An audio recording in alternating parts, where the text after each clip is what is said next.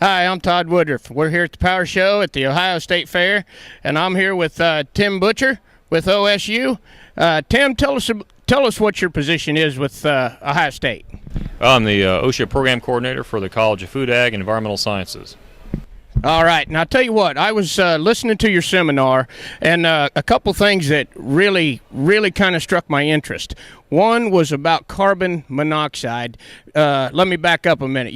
You talked about tool rental and safety, but one thing was carbon monoxide and how vulnerable we are to it and don't realize it.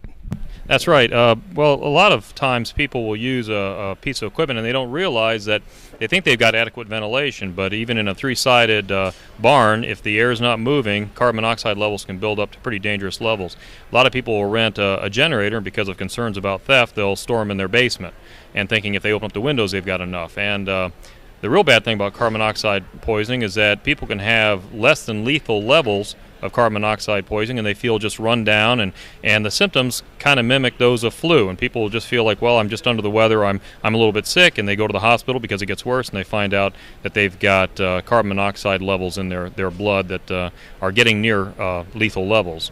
So we're out on the farm, and the one thing that got me was the fact that you talked about a three-sided building. In other words, door wide open. I know I've done it. I think the door's open, we're good. I can run whatever. That's not true.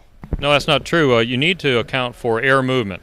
The best thing to do is if you've got a hose, if you're using a pressure washer, then why not have the pressure washer a far distance from you as possible as you can to still do the job and have it far enough away from you. Also account for wind direction and have that exhaust getting dissipated with the wind rather than blowing back towards where you're working.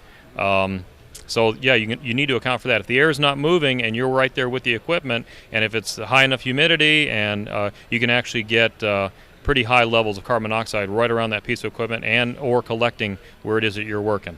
And now, undetectable. I mean, now we can buy sensors for this. We can. I mean, undetectable. You can actually the carbon monoxide detectors are fine. It's not crazy to consider having one that you carry with you if you're going to be using it. I mean, you talked about $20. Yeah, we bought ours at home, and I use it. I actually I've got one that's attached permanently on the ceiling, and I've got another that I use when I'm running my generator out in the garage, and I have that out there with me where I'm working to know that if the carbon monoxide starts to build up, I'm going to know about it before it gets to be a problem. All right, now the other thing, let's hit on this a little bit, because you talked about you can have symptoms and just in your system. So flu-like symptoms, that is undetectable, go to the doctor, and they say, well, you got the flu. That's not the case. That's correct. They would have to actually do some blood work to find out whether you've got carbon monoxide levels. So if they can't attribute it to the flu, then I guess they're going to look for other reasons. In other words, if a big dose of Pepto-Bismol don't get it, why, you probably got something else, huh? Well, I don't know. There might be something going on there. I can't say that for sure. Now, I'll tell you what. The other thing that you talked about was I know you are an OSHA program coordinator, according to your tag, but the thing that I thought was interesting was the fact that farmers, the law is a little bit vague on where OSHA pertains. Explain that just a little bit. Okay, well, it's not that the law is vague, it's just our understanding of it is. Okay. OSHA has certain standards that don't apply to agricultural operations. OSHA classifies certain work as agricultural in nature, and they'll say certain things don't apply.